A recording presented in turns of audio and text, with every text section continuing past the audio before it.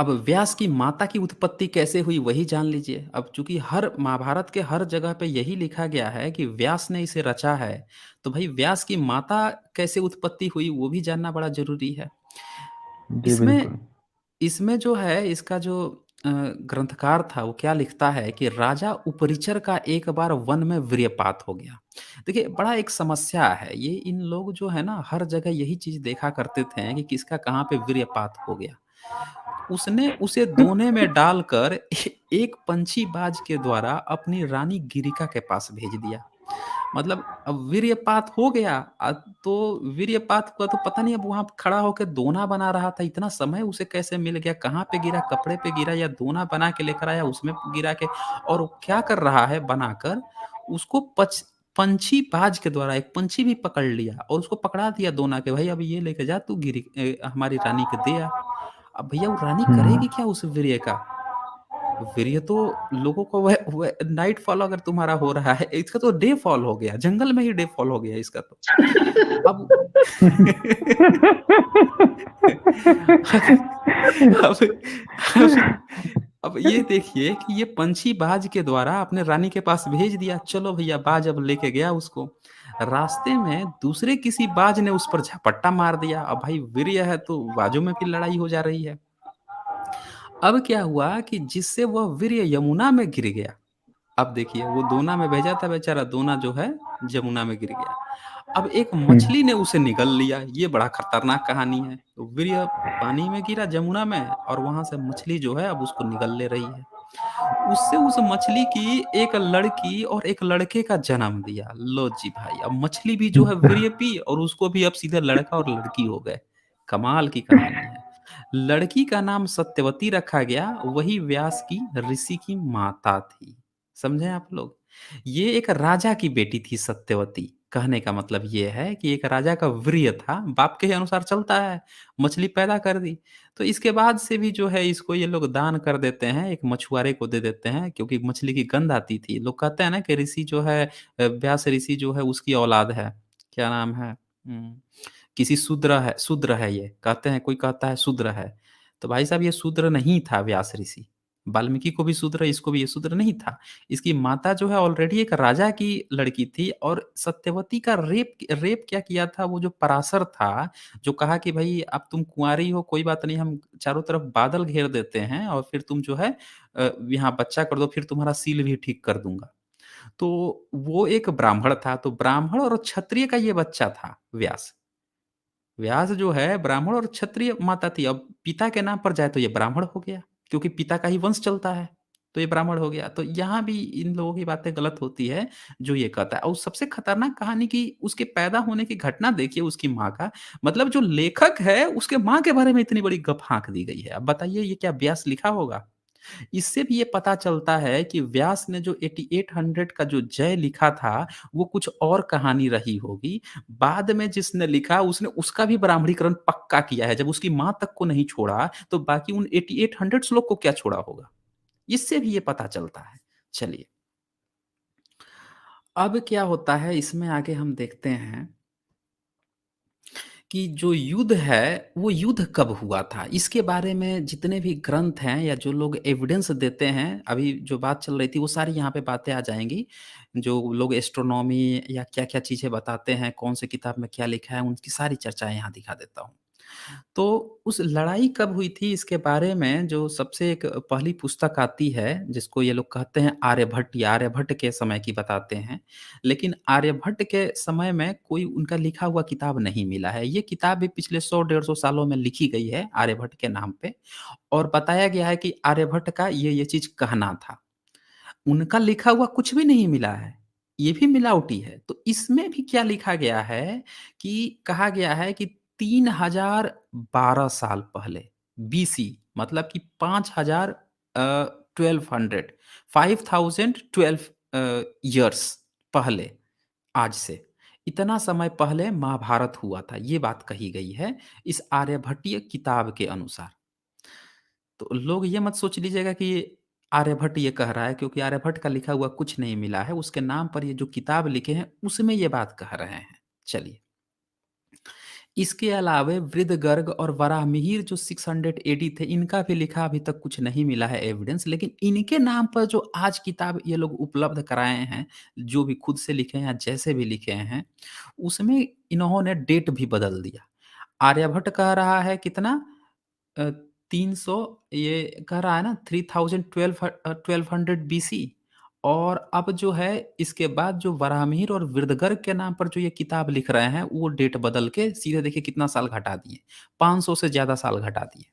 ये 49 है ना, 449, 500 से ये कितना हो गया, 51 इधर हो गया और 12 उधर हो गया। इन्होंने सीधे-सीधे 63 ईयर का गोला मतलब 600 यानी 500 563 इयर्स का गैप मार दिया सीधे-सीधे। मतलब 5th सेंचुरी का अगर आर्यभट्ट है और 6th सेंचुरी का या 5th और 6th सेंचुरी के आर्यभट्ट और बरहामिर 100 साल के अंतर में ही इन्होंने 563 साल का गोला मार दिया। ये इन लोगों का लेखनी है। ये खुद ही वो नहीं है कि कितने साल पहले हुआ। तो उसके अनुसार अगर हम माने तो 5000 साल पहले, और इसके अनुसार माने तो कितना साल पहले हो जाएगा जी? 4500 साल पहले आ गया ना, सिंधु घाटी सभ्यता में ये आ गया, अगर वराहमिहिर के अनुसार माने तो। तो इनके अनुसार इतना साल पहले महाभारत हुआ। अच्छा जी, आगे देखिए। श्री मोदक ने ग्रह विद्या संबंधी संकेतों के आधार पर उक्त युद्ध के 2500 ईसा पूर्व होने की बात कही है। ध्यान दीजिएगा।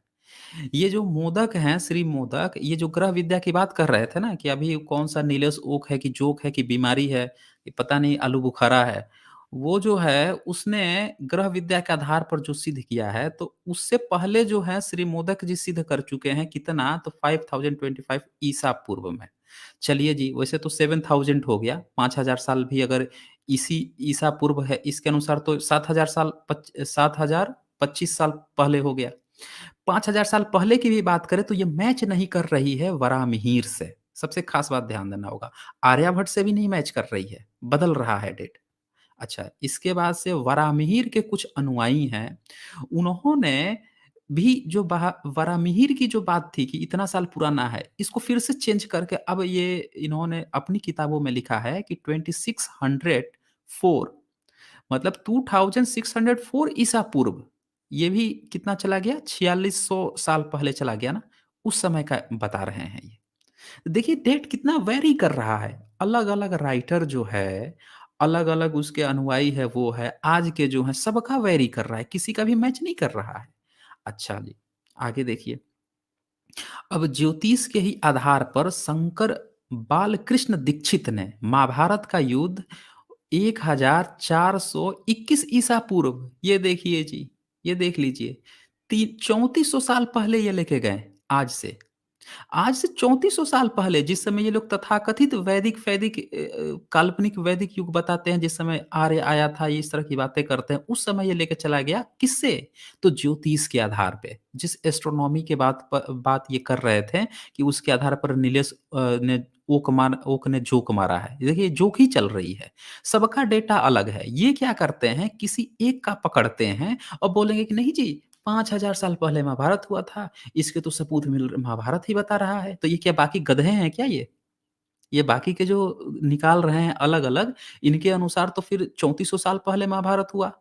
इनके अनुसार तो फिर कोई बता रहा है कि साढ़े 4000 साल पहले हुआ। सिंधु घाटी सभ्यता चल रही थी, उसी समय महाभारत चल रहा था। हैं जी? पूरी फर्जी बातें हैं। हर सबने अलग-अलग लिखा है, सबका ज्योतिष फर्जी है, किसी का भी सही नहीं है। अगर एक बात लिखी होती ना तो सबके डेटा एक होते। अच्छा जी, अब आर्कियोलॉजिकल एविडेंस दिखा देता हूँ। इसमें जो है ये डॉक्टर बीबी लाल हैं। बीबी लाल की एक सबसे ख़ास बात ये है कि ये ना हिंदुत्व के प्रति बड़ा सॉफ्ट कॉर्नर रखते हैं। इनको लगता है बीबी लाल जी को कि कहीं से भी रामायण महाभारत का प्रमाण वगैरह खोद-खाद के दिखा दे कि हाँ भाई कुछ था। तो इनको सौंपा गया था। इन्होंने देखिए क्या दिखाया है। ये लिखते हैं कि ये पुरातात्विक सर्वेक्षण के भूतपूर्व महानिदेशक थे डॉक्टर बीबी लाल। महाभारत कालीन स्थलों की खुदाई का यह मत प्रतिपादित किया है। ये खुद ही उसके अध्यक्ष थे, जो खोदा जा रहा था ना उसके ही अध्यक्ष थे। इन्हीं की अगुवाई में खुदवाया गया था। ये क्या कह रहे हैं, महाभारत का कथित युद्ध 1100 ईसा पूर्व से 900 ईसा पूर्व के मध्य हुआ। ये बात किसने लिखा? इसी शंकर बालकृष्ण दीक्षित कृत भारतीय ज्योतिष, जिसने अभी ऊपर बताया था ना कि 1400 ईसा पूर्व, उन्होंने इनका भी हवाला दिया है बीबी लाल का, कि बीबी लाल भी आर्कियोलॉजिकल डिपार्टमेंट से ये चीज़ स्टेटमेंट खुद दिए हैं कि ईसा से 900 साल पहले से 1100 साल पहले हुआ है। यानी आज से 3000 साल पहले, 100 साल आगे, 100 साल पीछे। इस समय जो है आर्कियोलॉजिकल डिपार्टमेंट के जो हमारे तथाकथित डॉक्टर बीबी लाल हैं, वो बता रहे हैं। अब ये देखिए सबूत इनको कुछ नहीं मिला है। अगर इनसे पूछ लीजिए ना कि भाई साहब आपको कैसे पता चला कि उस समय कोई लड़ाई हुई थी? उस समय कोई युद्ध हुआ था और वो युद्ध हुआ था वो कौरव का था या पांडव का था? नहीं सबूत है इनका। ये सिर्फ़ खुदाई किए हैं और खुदाई में इन्होंने क्या बताया कि वहाँ पे ना कुछ पोट्रीज़ मिली। मतलब कि कुछ ज़मीन से वो मिले खाने-पीने की जो बर्तन होते हैं मिट्टी के वो मिले। तो वो जो बर्तन उसके आधार पर इन्होंने तय किया कि जिन-जिन जगहों का ये लोग नाम ले रहे हैं जैसे कुरुक्षेत्र का या हस्तिनापुर का या फिर ये इंद्रप्रस्थ का नाम ले रहे हैं। उन जगहों की जब खुदाई हुई तो उससे ये पता चला कि यहाँ पे लोग जो हैं आज से 3000 साल पहले बसना शुरू हुए थे। वहाँ पे ये बात भी नहीं कही गई कि वहाँ पे लड़ाई हुई थी, उनके बड़े-बड़े महल मिले हैं, ये कुछ नहीं। वहाँ पे लोग बसने शुरू हुए थे, तो इन्होंने जो बात कही थी, वो ये कही थी कि ये साबित होता है कि आज से 3000 साल पहले यहाँ पे लोग बसना शुरू हुए थे। उसको इन लोगों ने अंतिम टाइमलाइन मान लिया कि हाँ, ये कह रहे हैं कि उसी समय फिर लड़ाई हुई होगी क्योंकि आदमी होने के अब प्रमाण मिल रहे हैं, ये पॉइंट था। इसको भी मैंने कवर किया है अपने वीडियोज़ में, वीडियो 177 है साइंस जर्नी पे, वहाँ पे मैंने जब रामायण का दिखाया था इनका पूरा खुदाई का सबूत, उसमें मैंने इस चीज़ को कवर किया है। यहाँ पे शॉर्ट में मैं बता रहा हूँ। अच्छा इसके बाद से पुरातत्ववेत्ता ही हैं डॉक्टर संकालिया, उनका भी कहना था महाभारत का युद्ध 1100 ईसा पूर्व से ज़्यादा प्राचीन नहीं हो सकता, क्योंकि उससे पूर्व भारत में लोहे का आविष्कार ही नहीं हुआ था। सुना आपने? लोहे का आविष्कार ही नहीं हुआ था आज से 3000 साल पहले तक। तो इसीलिए अगर महाभारत की नाम की कोई लड़ाई हुई भी होगी, तो वो आज से 1100 ईसा पूर्व यानी 3100 साल पहले से पहले जा ही नहीं सकती। किसी ने भी जो है सिंधु घाटी सभ्यता मोहनजोदड़ो, हड़प्पा से पहले नहीं ले जाए। इवन आपने देख लिया कि सारी किताबें जो हैं वो भी यही कह रही हैं, ग्रह नक्षत्र के माध्यम से जो चीज़ें आई हैं, वो भी यही बातें कह रही हैं। तो इससे ये भी क्लियर होता है कि सभी लोगों ने नकार दिया, जो 5000 साल की बात हो रही थी, उस चीज़ों को नकार चुके हैं सभी लोग। इसे कहीं से भी नहीं सिद्ध हुआ कि इस तरह की कोई लड़ाई हुई है। अब हुई भी होगी तो इससे अंदर और इसके अंदर के तो आप बुद्ध काल में आ जाते हैं। इसके अंदर आप आएँगे 3000 साल पहले ईसा से नहीं इ इ तीन ती आज से 3000 साल पहले या ईसा से 500 साल पहले, तो ईसा से 600 साल पहले से तो ये आ ही जाते हैं। 16 जनपद आ जाते हैं, वहाँ पे तो इनके सबूत ही नहीं मिलते। चलिए जी आगे और दिखाता हूँ आपको। अब यहाँ पे ये बता रहे हैं कि ये परस्पर मत ब्राह्मण में महाभारत में मिलने वाले ग्रह विद्या संबंधी संकेतों के आधार पर स्थापित किए गए हैं। इनमें एक दूसरे से कहीं सैकड़ों वर्ष का अंतर है तो कहीं हजारों वर्षों का। यदि महाभारत वास्तव में इतिहास ग्रंथ होता तो उसमें इतने परस्पर विरोधी संकेत न मिलते, जिनके आधार पर उपयुक्त या ऐसे ही परस्पर विरोधी परिणाम निकलते। इन विसंगतियों की विद्यमानता में महाभारत का इतिहास ग्रंथ नहीं कहा जा सकता है। तो क्लियर हो गया होगा आप लोगों को कि ये जो भी एविडेंस देते हैं ग्रह संबंधी हो या किसी आर्कियोलॉजी का, ये सब झूठ बोलते हैं।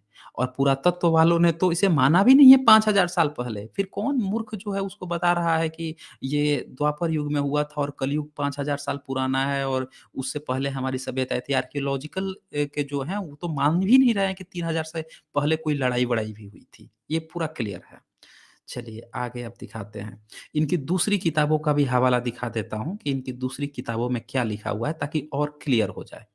क्योंकि ये लोग किताबें तो कम से कम आज से तो पहले ही लिखे हैं, चाहे मुगल काल में लिखे, चाहे ब्रिटिश काल में, उस समय इनकी क्या मान्यता थी? आज भले ही ये टेक्नोलॉजिकल युग में ये 5000 साल का गाना गा रहे हैं, लेकिन वास्तव में इससे पहले क्या गाना गाते थे मुगलों के काल में, ब्रिटिश काल में, वो इनकी किताबों से मिलेगा, ये देखिए। वायु पुराण। अच्छा यहाँ संजय सेंचुरी जी कुछ लिख रहे हैं, मनुवादी sons had great knowledge of genetic engineering. ये मज़ाक उड़ा रहे हैं। ओके, ओके संजय जी।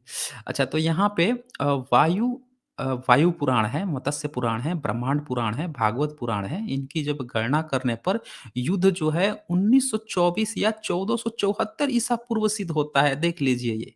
ये 5000 नहीं बता रहा है, ये आपको बता रहा है आज से 3400 साल पहले, आज से ज़्यादा 4000 साल पहले में भी थोड़ा-सा कम है। वहाँ से भी आप देखिए 76 इयर्स कम है। मतलब 4000 साल से भी कम है, इतना बता रहा है या तो साढ़े 3000 साल के करीब बता रहा है। अच्छा दूसरे जो हैं कुछ पुराणों में महापद्मानंद और महाभारत के युद्ध के बीच का समय का उल्लेख किया है।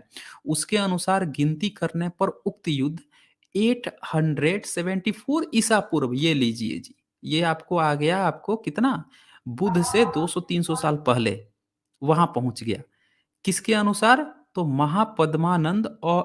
महापद्मानंद महाभारत के युद्ध के बीच कुछ पुराणों में, ये जो कुछ पुराण हैं इसमें महापद्मानंद है और इसमें जो युद्ध हुआ है उसको बता रहा है कितना? बुध से 200 250 साल पहले उस समय पहुँच रहा है, ये देखिए। कथा सरित सागर के अनुसार यह युद्ध 700 ईसा पूर्व हुआ। लीजिए जी, ये बुध के करीब आ रहा है। अब बुध से मात्र 100 साल का अंतर रह गया। अच्छा जी। विष्णु पुराण के मुताबिक यह युद्ध 1500 ईसा पूर्व प्रमाणित होता है। अच्छा जी। ये देखिए 1500 ईसा पूर्व, 1500 ईसा पूर्व कितना हो गया? साढ़े 3000 साल, साढ़े 3000 साल ये पहुँचा दिया विष्णु पुराण। मगध के इतिहास के आधार पर श्रीदत्त ने इस युद्ध को 1250 ईसा पूर्व में होने की बात कही है। 1250 ईसा पूर्व मतलब आज से कितना हो गया? 3250 साल हो गया ना? हाँ, 3250 साल पहले इतना हो गया। कहीं से भी कोई 5000 साल नहीं पहुँच रहा है। भारत की धार्मिक परंपरा इस युद्ध को 5000 ईसा पूर्व मानती है। हाँ जी, 7000 साल पहले धार्मिक परंपरा मान रही है, कोई 5000 साल पहले कहता है। लेकिन इनकी जो किताबें हैं वो खुद ही नहीं कह रही हैं कि 5000 साल पहले। पता नहीं कौन ढपोर संख है जो 5000 साल का हवा उड़ा रखा है। देख लीजिए आप लोग, ये तमाम सबूत हैं। इनकी किताबें ये खुद ही एकमत नहीं है कि कब हुआ था। अरे कहाँ से एकमत होते हैं? इनको पता रहता तब तो कि ये युद्ध कभी हुआ था। इनको तो बीच में चुल मची कि चलो इसको अंग्रेज़ों के समय में पूछ रहे हैं कि भाई तुम लोग अगर यहीं के हो, तो भाई तुम्हारा इतिहास है कहाँ पे? तो इन तो ज़बरदस्ती रामायण, महाभारत, महाकाव्य थे, इनको दिखाना था कि भाई इतिहास है, इतिहास है। जिसको जो मन में आया वही उसमें गप हाँकना शुरू कर दिया।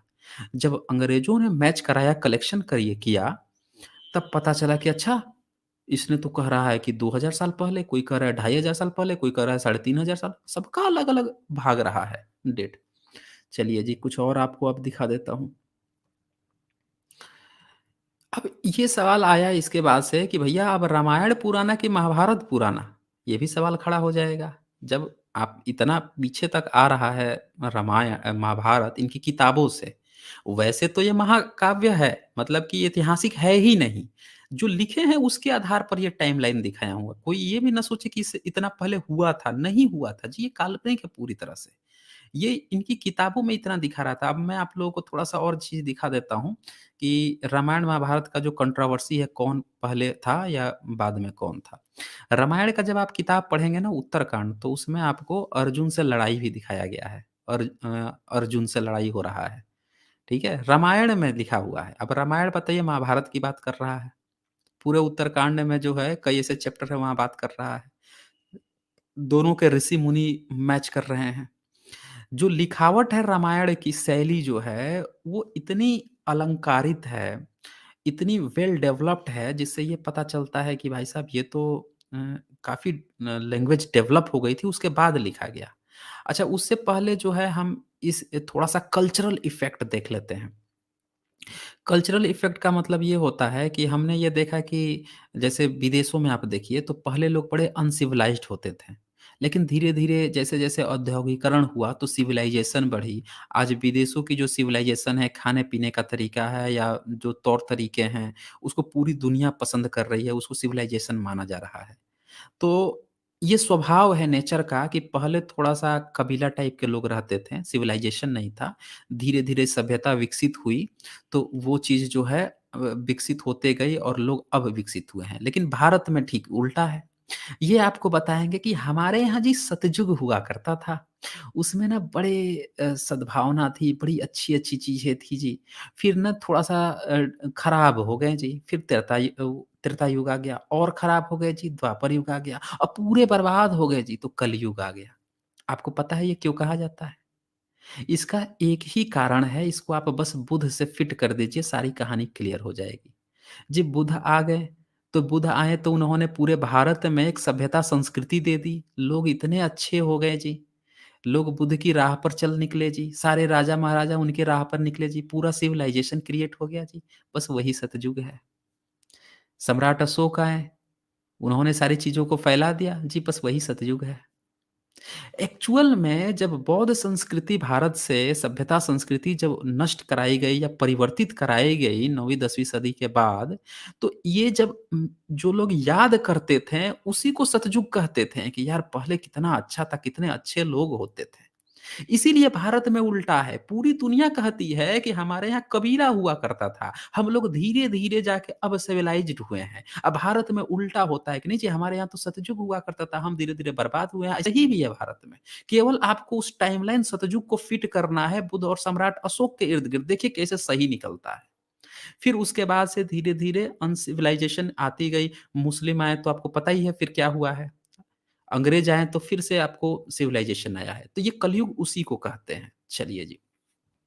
तो ये बातें वही दिखाई जाती है कि महाभारत में अब महाभारत का सिविलाइज़ेशन दिखाया जाता है कि महाभारत में क्या करते हैं कि बहू-बेटियों को उठा लाते थे।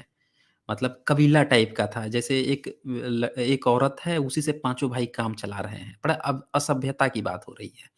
तो वो जो चीज़ है ना, उससे जो है ये पता चला कि उस समय बड़ा कबीला टाइप के लोग रहते थे। लेकिन जैसे-जैसे सिविलाइज़ेशन बढ़ा तो वो चीज़ रामायण में देखने को मिली कि सबके पास एक पत्नी है। ये बातें उसमें आती है, तो उससे ये पता लगाया गया कि हाँ रामायण जो है बाद में लिखी गई। और भी मैं सबूत दिखाऊँगा। इस पर ये लास्ट पॉइंट देखिए, इस दृष्टि से देखने पर महाभारत पहले और रामायण बाद में बनी प्रतीत होती है। प्रसिद्ध जर्मन विद्वान डॉक्टर बेवर और ऑक्सफोर्ड विश्वविद्यालय के संस्कृत के प्रोफेसर डॉक्टर ए मैकडॉनेल ने भी इसी मत का प्रतिपादन किया है। किस मत का? कि जो सभ्यताएँ असभ्यता से सभ्यता की ओर जाती हैं। ना कि सभ्यता से असभ्यता की ओर। मतलब महाभारत में जो एक पत्नी के साथ 5 लोग रहते थे, वो असभ्यता था। असभ्यता में आए जब राम की एक पत्नी हो गई, उसके चारों भाई जो थे या 3 भाई थे, उनकी भी एक-एक पत्नी हो गई। तो ये सभ्यता की तरफ आ रहे हैं, ये बात कही है इनने। चलिए जी, आगे और सबूत आपको एविडेंस दिखा देता हूँ। दूसरा बात है, ये सभ्यता वाली बात आ गई। कि इसमें जो सभ्यता का नकाब ओढ़ लेता है रामायण, सोच छोटी हो गई इनकी, जैसे मुस्लिम शासन काल में सोच छोटी हो गई थी कि स्त्री को दबा के रखो। स्त्री जो है पहले तो हक दिया गया था, इसमें जो है पूरे दबा कर रखने की बात आ रही है।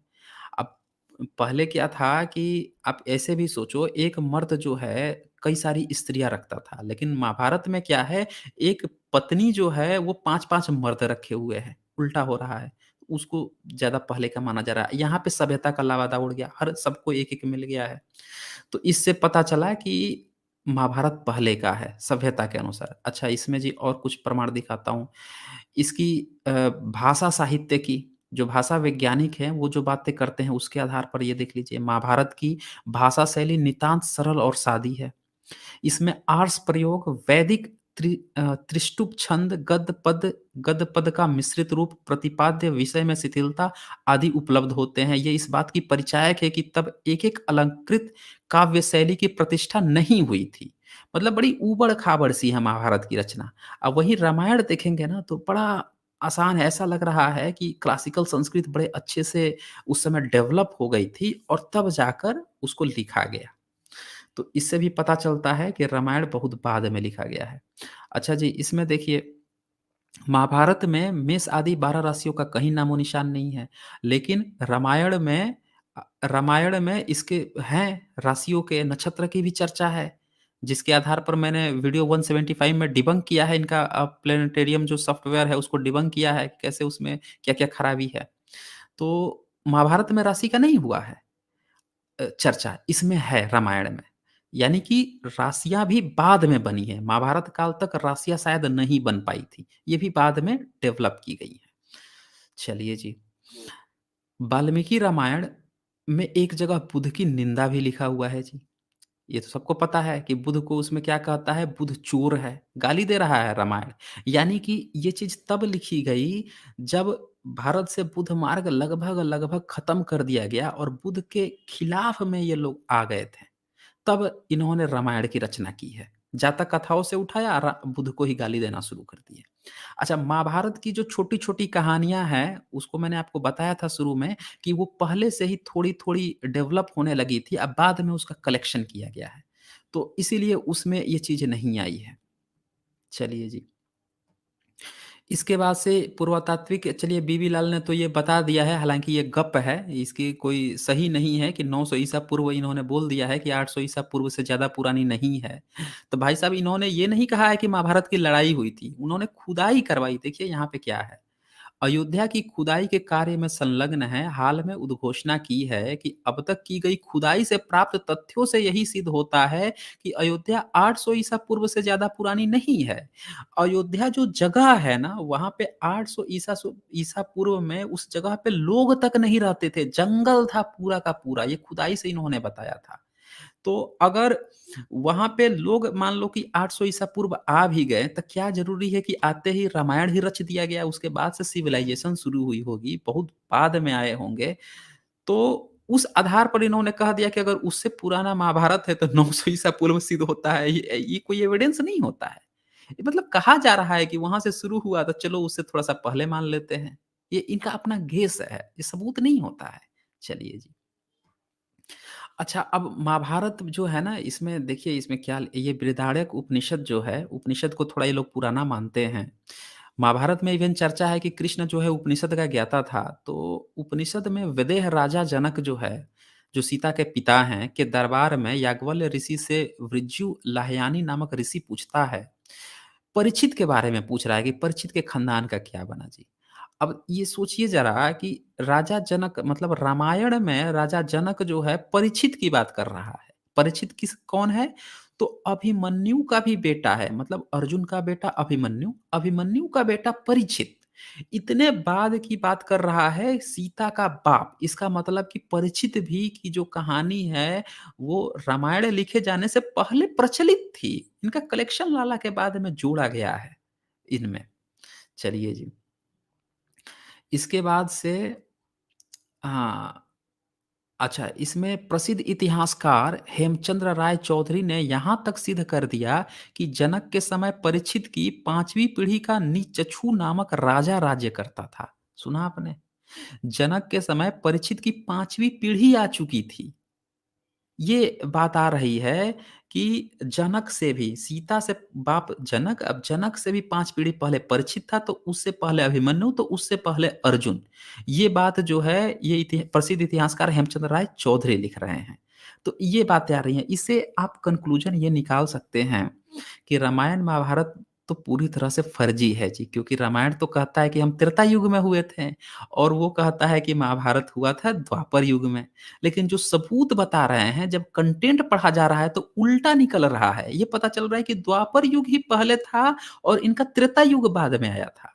यानी कि ये किताबें जो हैं हॉलीवुड की फ़िल्म देखते हैं ना, पहले एक पार्ट आ जाता है एक्स-मैन का और फिर एक्स-मैन की कहानी चलती है 3 पार्ट में और उसके बाद से जो पहले पार्ट का जो किरदार होते हैं, जो बूढ़े-बूढ़े, उनकी कहानी चौथे पार्ट में, 5वें पार्ट में लाई जाती है, छठे पार्ट में। तो इसी तरह से महाभारत की छोटी-छोटी कहानियाँ भारत या उसमें बनी थी, उसके उसके बाद लिखा गया रामायण और उसको भी उससे पहले ठहरा दिया गया। ठीक है ना? काल्पनिक चीज़ें हैं, ये वास्तविकता नहीं है। कंटेंट जब आप पढ़ते हैं तब इनकी वास्तविकता पता चलती है कि कितनी धूर्तता है, लोग डिटेल्स में नहीं जाते हैं इसीलिए ये नहीं समझते हैं। अब मैं आप लोगों को एक प्रैक्टिकल एग्ज़ाम्पल आप लोगों को दिखाता हूँ। प्रैक्टिकल एग्ज़ाम्पल कहने का मतलब ये है कि जब भी कोई एक्सपर्ट इस तरह की बातें करता है, तो जो तथाकथित धर्म के जो ठेकेदार हैं, वो लोग तुरंत टिप्पणी करते हैं, भाई ये गलत बोल रहा है। हम देते हैं प्रमाण, हम देते हैं सबूत, आला हमसे डिबेट कर ले। तो डॉक्टर सुरेंद्र अज्ञात जो हैं, जो कि संस्कृत के प्रकांड विद्वान हैं, उन्होंने इस पर एक अपना लेख लिखा था और महाभारत की ऐतिहासिकता, उसमें सारे सबूत दिखाए थे। जब उन्होंने सबूत दिखाया ना, तो जितने भारत के ठेकेदार थे, सब लोगों को मिर्ची लग गई। जब मिर्ची लगी तो सबने अपने-अपने लेटर जारी किए, सबने अपने-अपने सबूत जारी किए कि भाई आप इसे काल्पनिक कैसे कर रहे हो, काव्य ग्रंथ कैसे कर रहे हो, हम देते हैं इसका जी सबूत। तो देखिए इन्होंने लिखा है, अब उनके शब्द ही मैं दिखा देता हूँ, क्या लिखते हैं डॉक्टर अज्ञात। ये लिखे हैं कि मेरे लेख महाभारत की ऐतिहासिकता पर प्रतिक्रिया व्यक्त करते हुए सर्वश्री डॉक्टर बिमल चंद्र पांडे, ये देखिए प्रोफेसर हैं ये, बड़े प्रोफेसर हैं। महोपाध्याय डॉक्टर वी मिरासी ये थे और एक दूसरे हैं विद्या निवास मिश्र, करपात्री स्वामी और गोवर्धन पीठ व पुरी के शंकराचार्य, सुना आपने?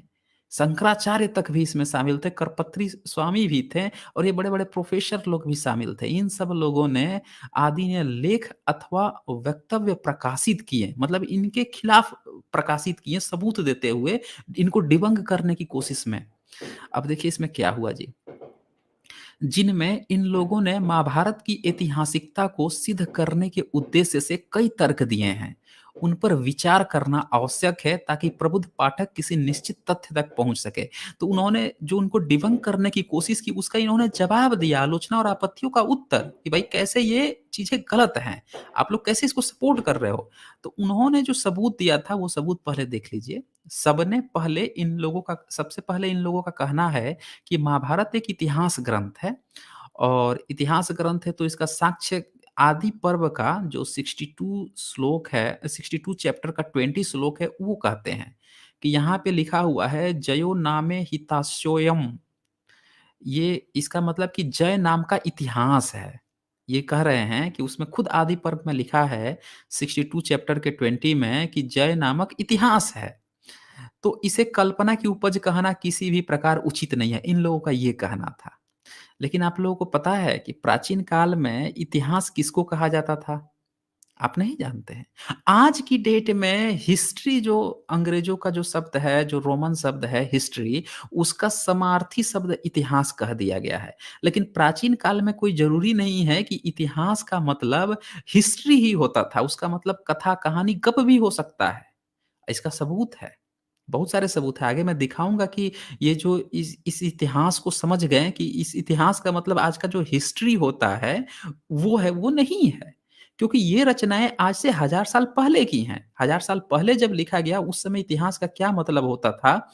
जैसे देवानपीय है, देवानपीय सम्राट अशोक लिखवाते हैं, श्रीलंका का राजा अपने आप को लिखवाता है, इवन गुप्त वंश का जो शासक है, वो भी अपने को देवानपीय लिखवाता है। लेकिन संस्कृत में देवानप्रिय का मतलब तो महामूर्ख होता है। अब कोई राजा अपने को महामूर्ख तो नहीं लिखवाएगा, इसका मतलब कि उसका अर्थ बाद में बदल गया। तो उसी तरह से जो इतिहास ये कह रहे हैं ना, इसका भी मतलब जो है काव्य ही है, ये हिस्ट्री नहीं है इसका मतलब उस समय।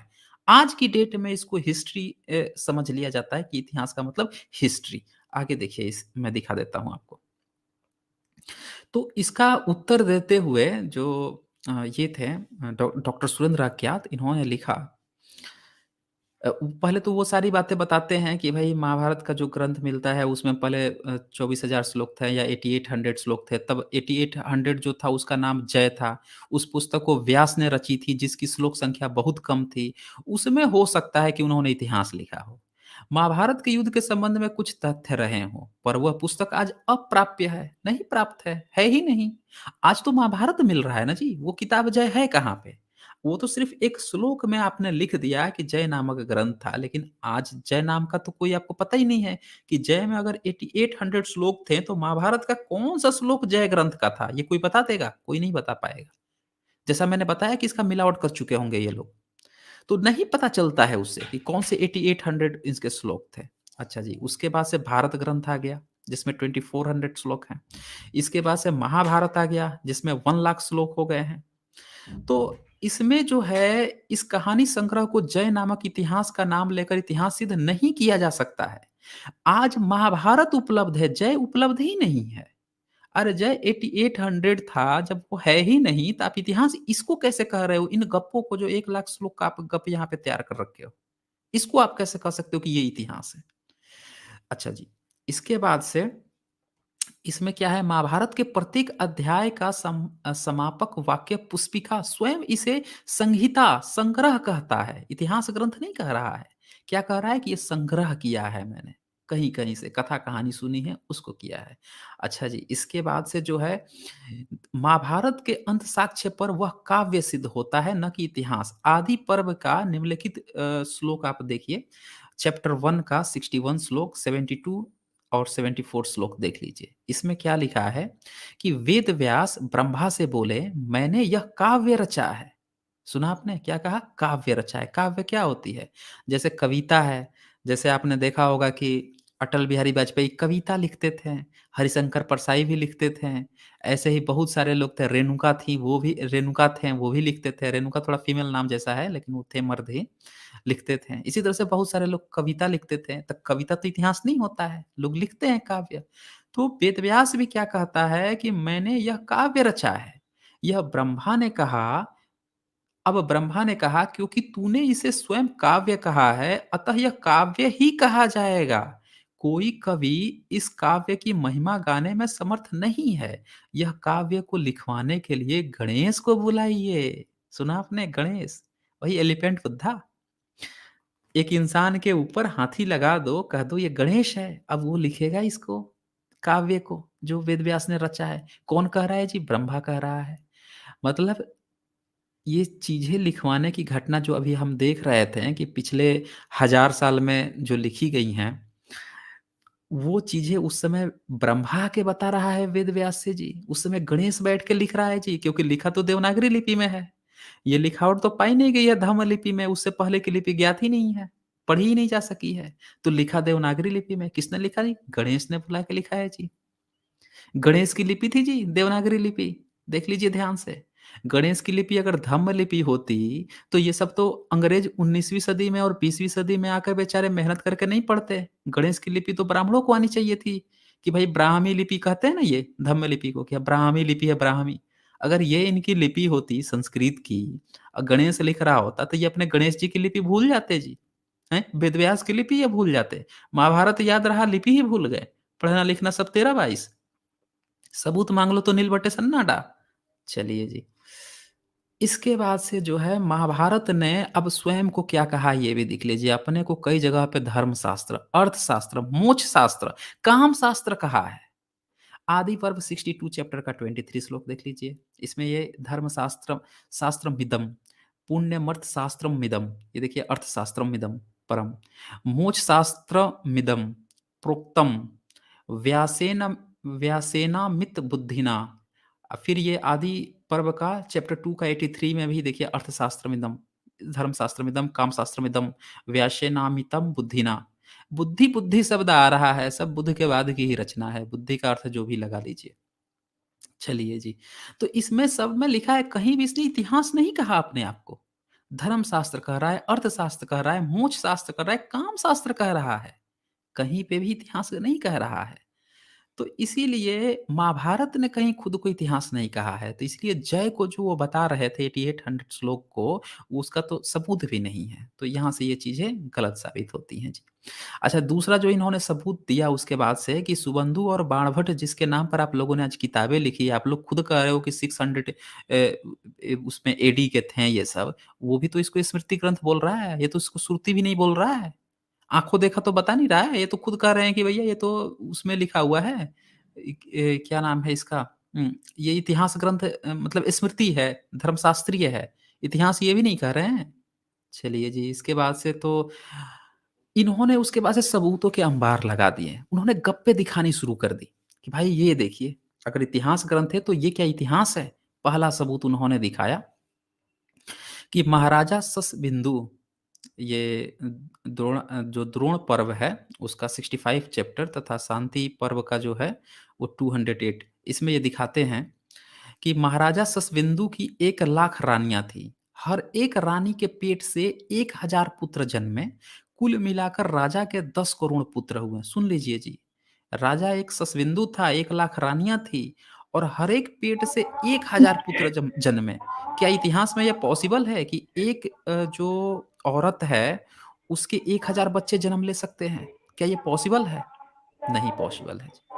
तो इसके बाद से हर एक पुत्र एक-एक ब्राह्मण को दान में दे दिया। देखिए ब्राह्मण को भी दान में दे दिया जी।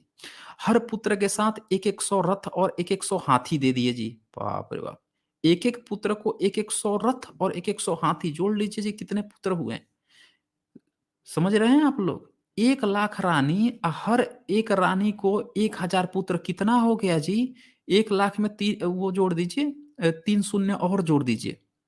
10 करोड़ हुए ना जी।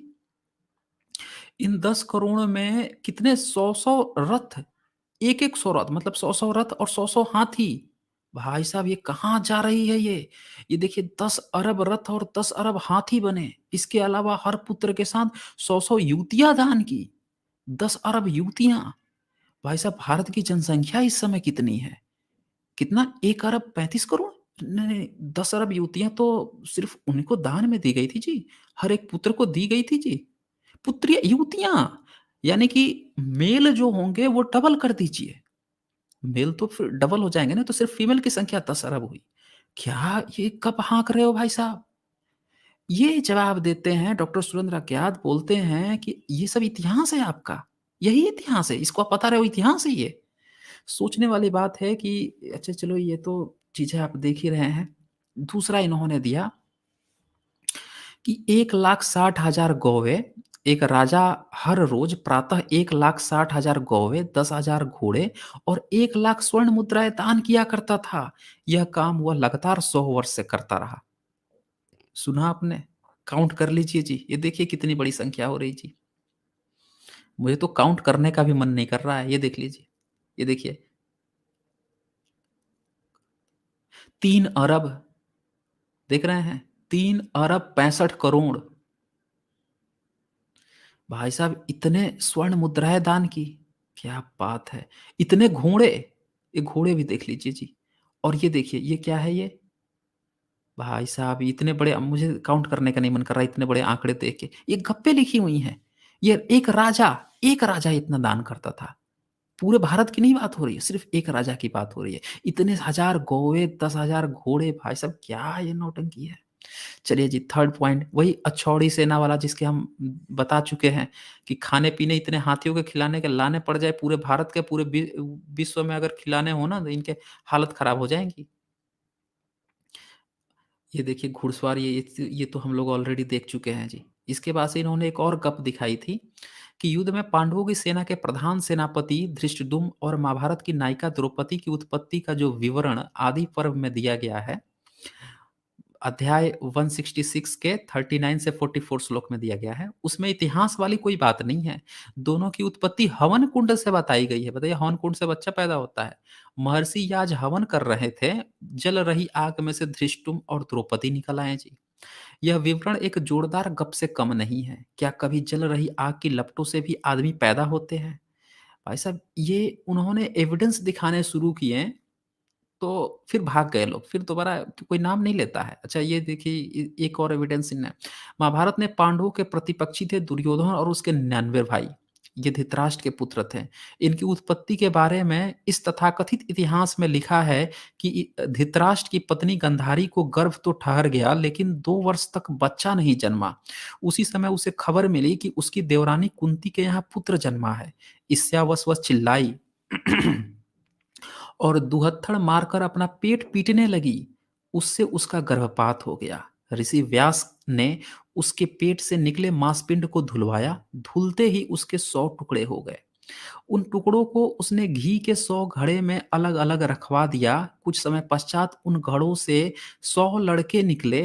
1 महीने पश्चात एक लड़की निकली। ये 100 लड़के दुर्योधन और उसके भाई थे। देखा आपने लड़की भी निकली थी, बहन भी थी दुर्योधन की और 100 भाई था। बताइए ये सब जो है ये इतिहास है, ये चीज़ होता है।